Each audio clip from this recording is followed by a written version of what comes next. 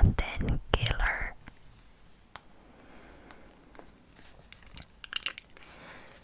There's the evil queen. I don't know if you can see that from there. The huntsman was shocked, but she was the queen, so what could he do? The next day he took Snow White into the woods. As he drew his knife to slay her, Snow White turned around.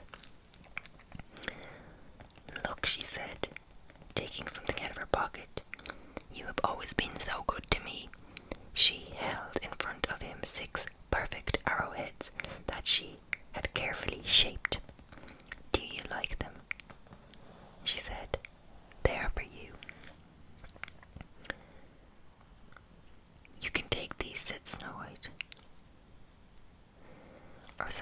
Snow White, said the huntsman. "I cannot do this." "You can take these," said Snow White. "That's not what I mean," said the servant.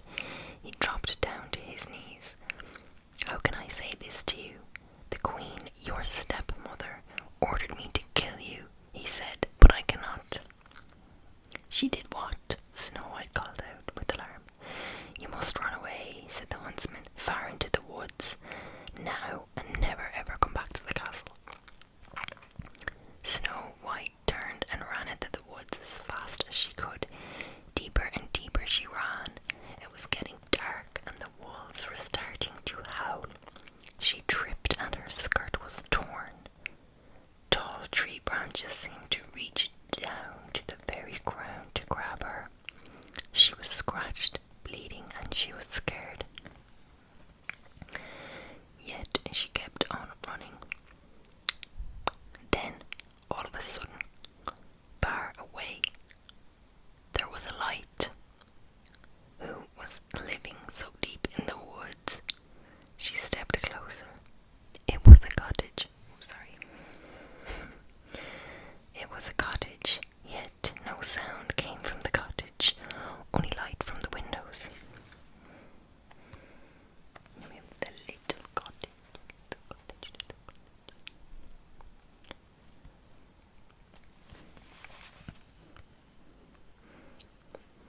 "Hello," she said, knocking softly on the door. "Hello." No answer. The door was a little bit opened. She opened it some more and stepped in. "Hello, is anyone home?" She looked around. What a mess. She had never seen a messier living room. "This cottage may be the biggest mess I have ever saw," she thought, "but it's a roof over my head for tonight. Maybe if I clean up around here, then I can earn my sleep." As she cleaned, she thought of someone she missed. Before her father had remarried, she had a prince who lived in the next kingdom. And they were getting to know each other. Sorry, my nose is really itchy. And they would take long walks in the royal garden and tell each other stories and laugh.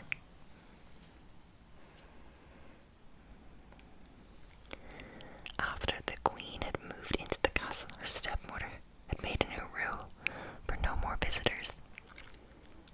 Now the prince had to slip over the back palace gate in secret. He would call out to her from under her window and they would talk a bit that way. It wasn't as good as the long walks, but it was the best that they could manage. Now that she had to run away from home, would she ever see him again? After Snow White cleaned up the living room, she went upstairs. On the second floor there were 7 little beds lined up in a row, as if for children. Tired from cleaning, Snow White yawned and lay across all of the 7 beds, and soon she fell asleep. Sleep, sleep, sleep. In the meantime, the 7 dwarves were heading home from a long day of working in the jewel mines. When they opened the door, you can imagine their surprise when they saw that their cottage was all cleaned up. There's all the dwarves.